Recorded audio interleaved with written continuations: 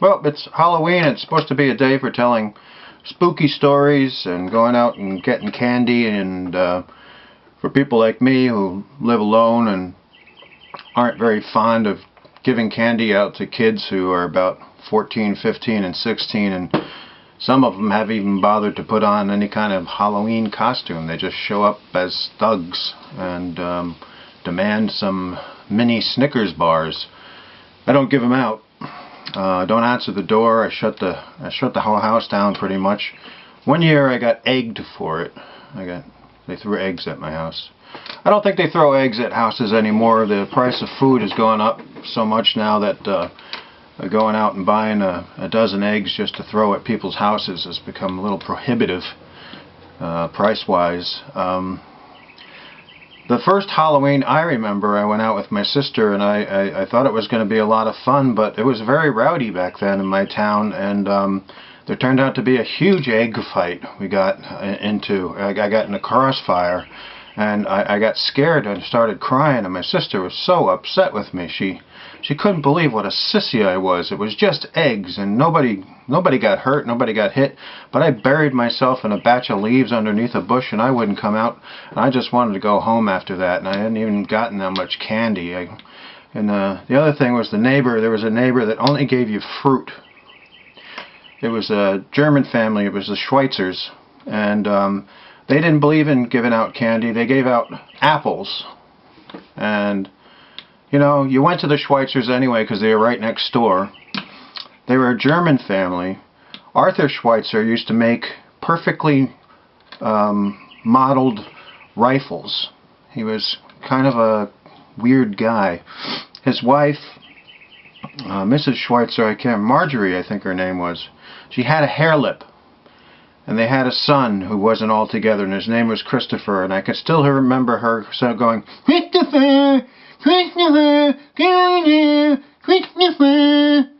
And of course, being little kids, we made fun of her with her hair lip and everything like that. And I grew up to find out that you don't make fun of retards, you don't make fun of people with hair lips, but you can make fun of just about anybody else, even handicapped people if you want. But you got to have a handicap yourself. That's the rule with that.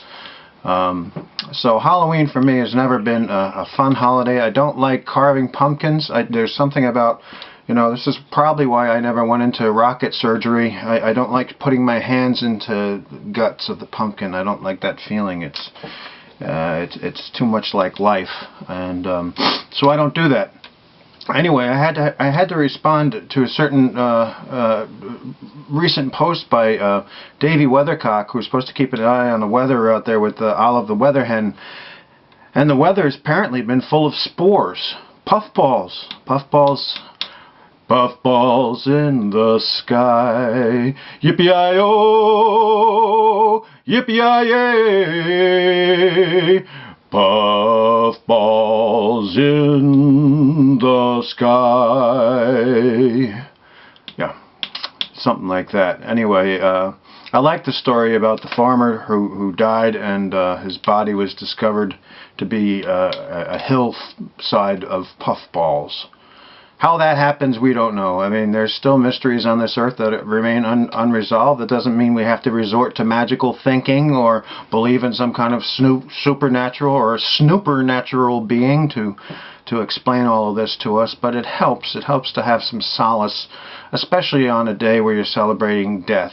Halloween is the day of death, although I have heard that it was an Irish holiday originally. I thought it was a Mexican holiday, but now everything's getting all mixed up. Everything's all one. We're all one. We're all one big strip mall of people who are all related. And a linguist explained this to me, is that really when you look at it, we all come from only a very, very tiny tribe of the same kind of people, because all the languages are so closely related when you break them down. I wouldn't have known this if I hadn't been drinking in a bar with a Russian linguist. And so, you know, there have been some benefits from my experience. What I'm trying to get at here is it's Halloween. Happy Halloween to those of you that celebrate it. To those of you who don't, do what I do. Go somewhere else or shut all your lights off. And if somebody still comes to your door, show up at the door with a huge baseball bat and a pair of glowing goggles.